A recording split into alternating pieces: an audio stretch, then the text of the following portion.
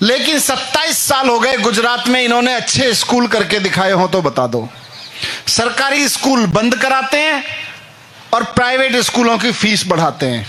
तो ये बीजेपी वाले अभी सत्ता में बैठे हैं, अभी उतरेंगे मैदान में, इनकी डर्टी ट्रिक्स डिपार्टमेंट, इनका गंदी गंदी काम करने वाला डिपार्टमेंट उतरेगा, बोलेंगे ये डॉक्टर साहब ये तो सबसे बड़े चोर हैं, यही बोलेंगे बीजेपी वाले आके। और पिछले मुझे लगता है 27 साल से तो भारतीय जनता पार्टी और कांग्रेस मिलकर ही चुनाव लड़ते हैं। आप वोट किसी को डालो, सरकार बीजेपी की बनती है।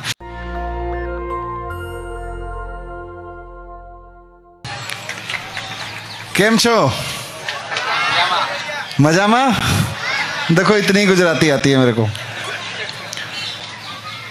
मैं थोड़ा गुजराती में गरीब हूं, ये मेरी गरीबी है कि मेरे को गुजराती नहीं आती। आपको हिंदी आती है? देखो ये आपकी अमीरी है कि आपको हिंदी भी आती है और गुजराती भी आती है। ये आपकी अमीरी है। मेरी गरीबी है कि मेरे को गुजराती नहीं आती। मैं हिंदी में बात रखूंगा अपनी। मैं दिल्ली से आता हूं। मैं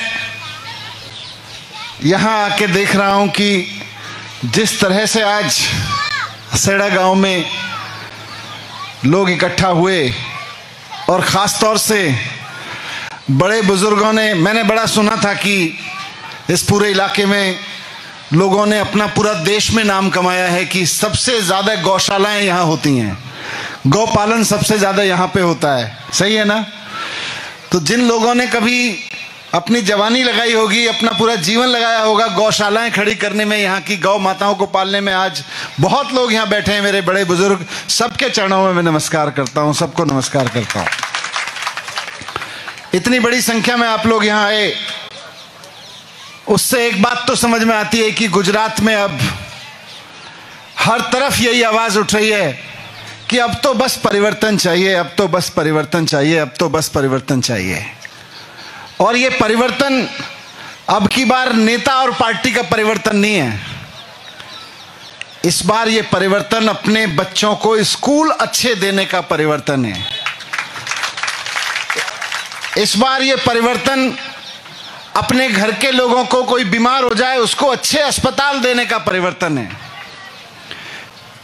इस बार ये परिवर्तन इस बात का है कि कोई पढ़ा लिखा नौजवान, हमारे घर के बेटे बेटियां, हम अपना खेत बेच के उनको पढ़ाते हैं, अपनी मेहनत करके उनको पसीने की कमाई से पढ़ाते हैं, और जब पढ़ के नौकरी लेने जाता है सरकार के पास तो सरकार कहती है रुक जाओ अभी पेपर कराएंगे।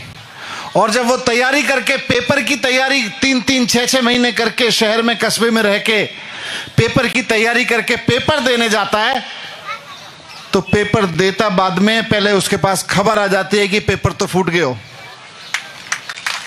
इस बार ये परिवर्तन इस बात के, और वो पेपर नहीं फूटता है, माँ बाप उसके लिए आस लगाए होते हैं कि हमारा बेटा अब शहर में रह के पढ़ाई कर रहा है, कस्बे में रह के पढ़ाई कर रहा है, बस नौकरी लगी है, नौकरी लगी है तो एक और कमरा घर में बन जाएगा, माँ की इलाज के लिए पैसे आ जाएंगे, बहन की शादी के लिए पैसे आ जाएंगे। लोग इंतजार कर रहे होते हैं, लेकिन पेपर फोड़ने वाले दलालों को यह नहीं समझ में आता है कि पेपर फोड़ने से वो उस घर की किस्मत फोड़ रहे होते हैं। ये परिवर्तन इस बार पेपर फोड़ने वालों से छुटकारा लाने का परिवर्तन है। इस बार ये बदलाव पेपर फोड़ने वालों को बाहर भगाने का परिवर्तन है। मैं 2015 से दिल्ली में काम कर रहा हूं, दिल्ली के उप मुख्यमंत्री के रूप में। अरविंद केजरीवाल जी वहां पे मुख्यमंत्री हैं। 2015 में 7 साल पहले जब हमने वहां पे काम शुरू किया, हमने कहा हम सरकारी स्कूल ठीक करेंगे, तो बोले सरकारी स्कूल ठीक नहीं हो सकते, अब तो प्राइवेट स्कूलों पे डिपेंड हो गई है दुनिया। लेकिन अरविंद केजरीवाल जी की जिद थी कि 5 साल के अंदर अंदर सरकारी स्कूल ना सिर्फ ठीक हो गए, बल्कि प्राइवेट स्कूलों से शानदार पढ़ाई होने लगी वहां पे। आज गरीब से गरीब आदमी का बेटा बेटी वहां पे पढ़ाई करने के बाद IIT में एडमिशन ले रहा है, एम्स में एडमिशन ले रहा है। 4-4, 5-5 लाख रुपए की तनख्वाह वाली पढ़ाइयां आज गरीब आदमी का बच्चा कर रहा है वहां पे। यह है अरविंद केजरीवाल जी का गरीबों को अमीर बनाने का फॉर्मूला। यह है अरविंद केजरीवाल जी का फॉर्मूला कि अगर किसी परिवार को अमीर बनाना है तो उसके बच्चे को अच्छी एजुकेशन दे दो, शानदार एजुकेशन दे दो, अगली पीढ़ी से अमीर बन जाएगा। तो आज मैं आपके बीच में सभी बुजुर्गों को नमस्कार करते हुए, सभी भाइयों को नमस्कार करते हुए कहना चाहता हूं कि अब जो दिसंबर में चुनाव आने वाला है, वो चुनाव 3 लोगों के लिए है। जो लोग सोचते हैं कि सोनिया गांधी का बेटा बड़ा आदमी बन जाए, वो कांग्रेस को वोट दे देना। जो लोग सोचते हैं कि अमित शाह का बेटा बड़ा आदमी बन जाए, वो बीजेपी को वोट दे देना। और जो लोग सोचते हैं कि हमारे घर में पैदा हुआ बेटा, हमारे घर में पैदा हुई बेटी जिसको हम बड़ा कर रहे हैं, वो पढ़ लिख के बड़ी आदमी बन जाए, बड़ा आदमी बन जाए, तो आम आदमी पार्टी को झाड़ू पे वोट दे देना। क्योंकि ये बीजेपी वालों को स्कूल चलाने नहीं आते, ये जो भी करते हो, लेकिन 27 साल हो गए गुजरात में इन्होंने अच्छे स्कूल करके दिखाए हो तो बता दो। सरकारी स्कूल बंद कराते हैं और प्राइवेट स्कूलों की फीस बढ़ाते हैं। अरविंद केजरीवाल जी ने दोनों को ठीक कर दिया। दिल्ली में प्राइवेट स्कूलों को फीस नहीं बढ़ाने दी और सरकारी स्कूलों को प्राइवेट स्कूल से अच्छे करके दिखा दिया। ये अरविंद केजरीवाल जी को ही आता है। तो इसीलिए मैंने कहा कि अगर अपने घर में बैठे बच्चे को, लड़का हो या लड़की, उसको बड़ा आदमी बनाना चाहते हो तो झाड़ू पे बटन दबा देना। एक मौका अरविंद केजरीवाल जी को दे देना। अभी डॉक्टर राकेश ने जो बात कही, गुजराती में बोल रहे थे पर समझ रहा था मैं बात को थोड़ी, कि 5 साल के लिए मौका दे दो केजरीवाल जी को। इस इलाके के सारे स्कूल, सारे सरकारी स्कूल 5 साल के अंदर अंदर अहमदाबाद के सबसे शानदार स्कूल से बढ़िया ना हो जाए तो कह देना क्या कहा था। यहां से इतनी पढ़े हो सकता है, अगर दिल्ली में हो सकता है तो यहां भी हो सकता है। दिल्ली के स्कूल भी कूड़े वाले स्कूल थे, सारे खड्डे वाले स्कूल थे, टेंट वाला स्कूल बोलते थे उनको, लेकिन 5 साल में बदल गए। यही दिल्ली में अस्पतालों में हुआ। दिल्ली में अस्पताल, सब कहते थे अस्पताल नहीं सुधर सकते, प्राइवेट अस्पतालों में इलाज कराओ, प्राइवेट अस्पतालों में इलाज कराओ।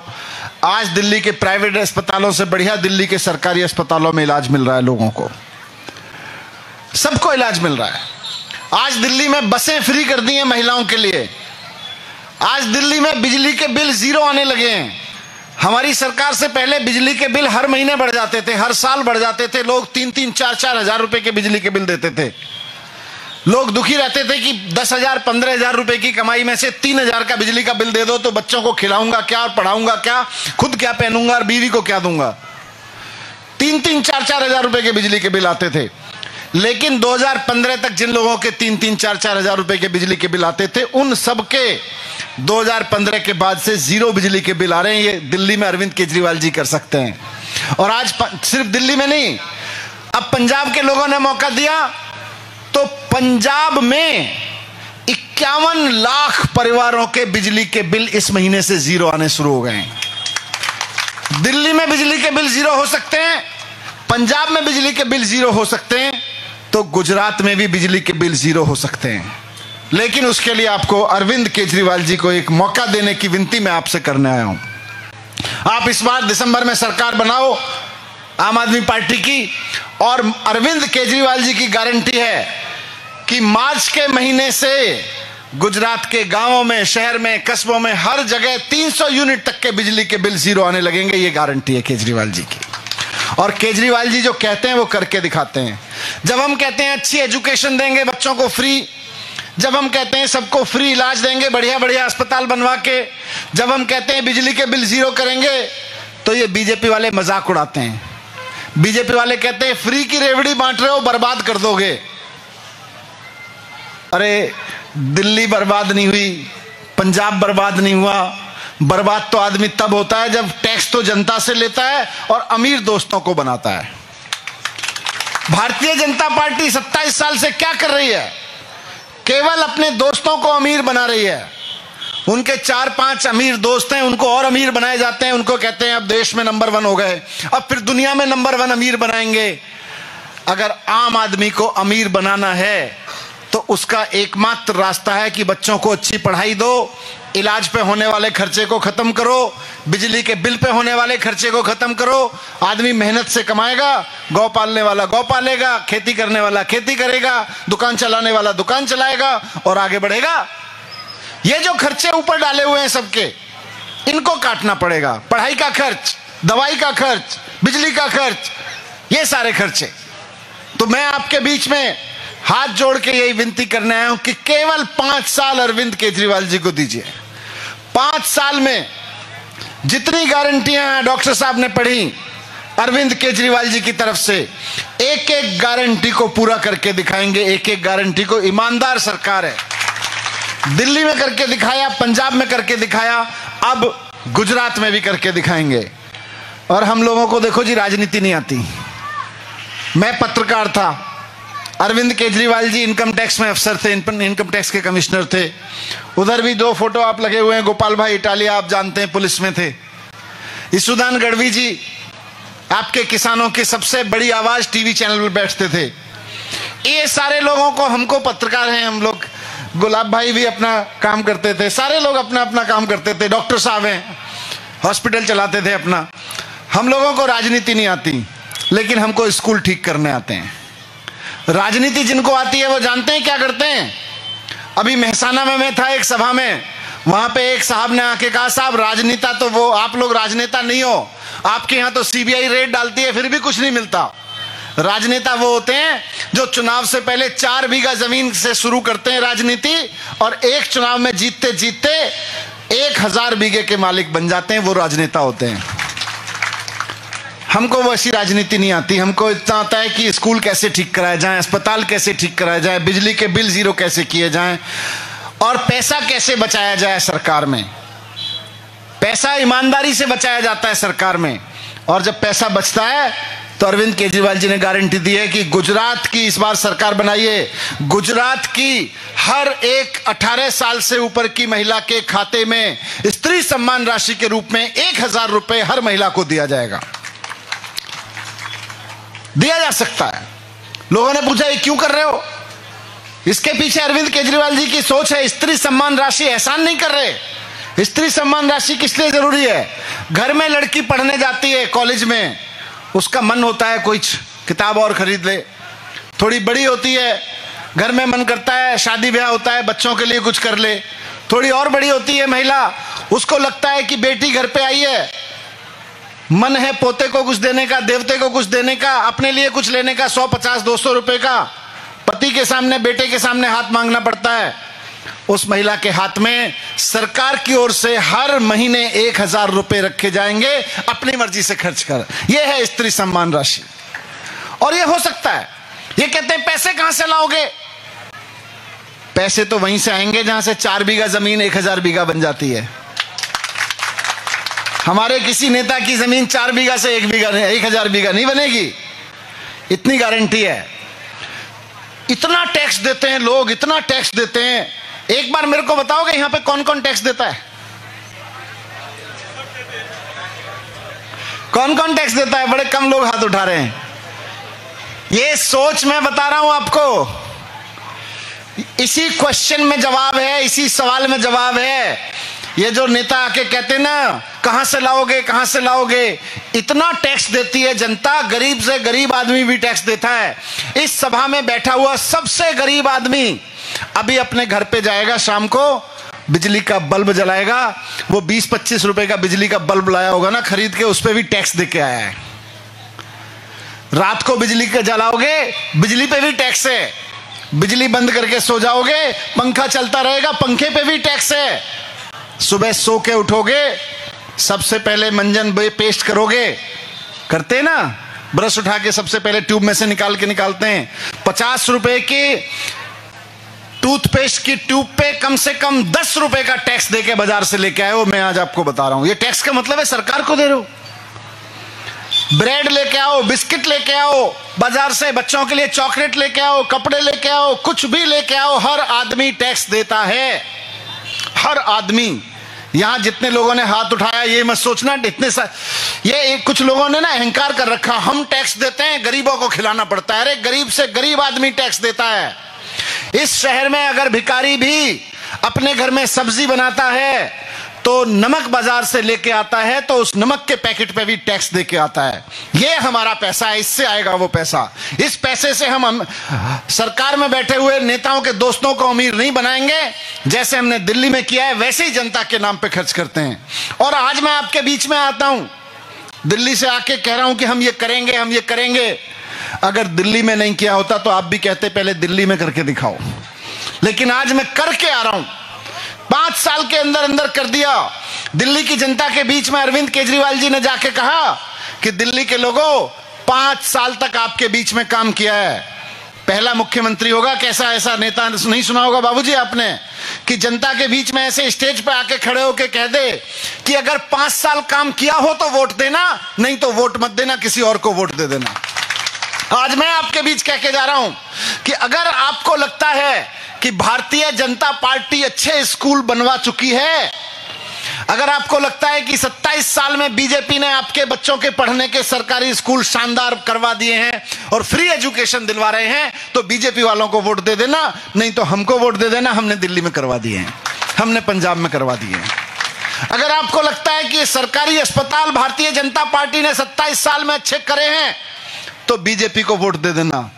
लेकिन मैं जानता हूं आपको लगता नहीं है। क्यों? मैं अभी निकल रहा था यहां सिद्धपुर के पास से, तो वहां पे एक नौजवान है विकास भाई पटेल, वो आ गए मेरे पास, बोले सर आपको एक चीज दिखानी है। सड़क से 10 किलोमीटर 5 किलोमीटर अंदर को ले गए। भारतीय जनता पार्टी ने 70 करोड़ रुपए खर्च करके 8 साल पहले सिद्धपुर में अस्पताल बनवाया था, आपकी जनता, आपकी और हमारी जनता के लिए 70 करोड़ रुपए खर्च करके एक बड़ी शानदार बिल्डिंग बनाई। लेकिन 8 साल पहले बिल्डिंग बना दी, ना वहां पे बेड लगाए, ना डॉक्टर लगाए, ना लाइट लगाई, ना पंखे लगाए, ना दवा है, ना इक्विपमेंट है। 8 साल से वो बिल्डिंग पड़ी पड़ी सड़ गई। 70 करोड़ रुपए जो आपने नमक खरीदते वक्त, दूध खरीदते वक्त, दही खरीदते वक्त, कपड़ा खरीदते वक्त, बिजली का बल्ब और टूथपेस्ट खरीदते वक्त दिए थे, उसमें से 70 करोड़ रुपए की बिल्डिंग बना बना के सड़ा दी उसने। अस्पताल नहीं है, वो सड़ी हुई बिल्डिंग खड़ी हुई है। बीजेपी वालों को अस्पताल चलाना नहीं आता। इसलिए मैंने कहा, और देख के आ रहा हूं, इसलिए कह रहा हूं, दिल रोता है। बात इसलिए नहीं है कि मैं दिल्ली से आता हूं और आप गुजरात से आपके सामने बात करूं। ये मेरे देश का पैसा है, ये मेरे देश के लोगों की मेहनत कश लोगों का पैसा है। आप सब लोग, हम सब लोग एक ही देश से हैं। हमारे देश का आदमी मेहनत करता है और उसके टैक्स के पैसे से चुरा के 70 करोड़ रुपए की बिल्डिंग बनाते हो, और बिल्डिंग खड़ी कर रखी है। आदमी इलाज कराने के लिए मजबूर है सब प्राइवेट अस्पतालों में, महंगे महंगे प्राइवेट अस्पतालों में। और आपने क्योंकि ठेकेदार से पैसे खा लिए, बिल्डिंग बन के खड़ी हो गई। अब अस्पताल चलाने के लिए डॉक्टर को पैसे देने पड़ेंगे, दवाई के पैसे देने पड़ेंगे, तो बोले अब पैसे नहीं है। भारतीय जनता पार्टी को अस्पताल चलाने नहीं आते। आपको फिर कह रहा हूं कि अगर आपको लगता है भारतीय जनता पार्टी अच्छे अस्पताल चला रही है आपके यहां सरकारी, तो उसको वोट दे देना, नहीं तो अरविंद केजरीवाल जी को एक मौका देके देखना। 5 साल बाद आपको दोबारा कहने की जरूरत नहीं पड़ेगी कि अस्पताल कैसे होते हैं। सारे सरकारी अस्पतालों को शानदार प्राइवेट अस्पतालों जैसा कर देंगे।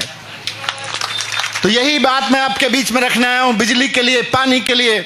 और जब मैं आपके बीच आया हूं तो ये लोग बड़ी साजिश करेंगे।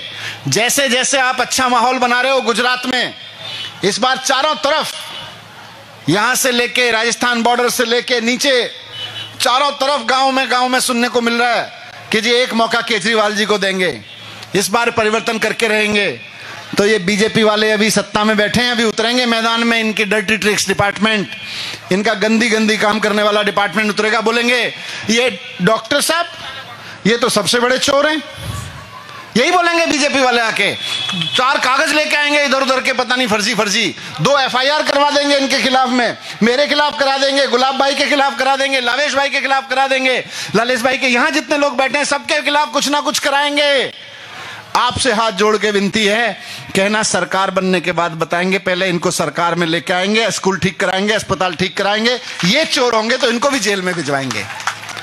लेकिन इन्होंने 27 साल में कुछ नहीं किया। इस बार मौका है, करते भी कहां से, हमारे पास मौका नहीं था।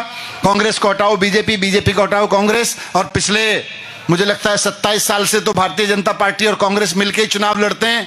आप वोट किसी को डालो, सरकार बीजेपी की बनती है। इस बार वोट झाड़ू पे डालो, सरकार आपकी बनेगी, आपके बच्चों के लिए काम करने वाली बनेगी। बहुत बहुत धन्यवाद। नेशनल दस्तक की आपसे गुजारिश है कि अगर इसको बचाना चाहते हैं तो नेशनल दस्तक को सब्सक्राइब करने के लिए रेड कलर के सब्सक्राइब बटन को दबाएं, फिर बेल आइकन की घंटी दबाएं। नेशनल दस्तक को बचाने के लिए बहुत जरूरी है कि हर खबर को शेयर करें, लाइक करें, कमेंट जरूर करें।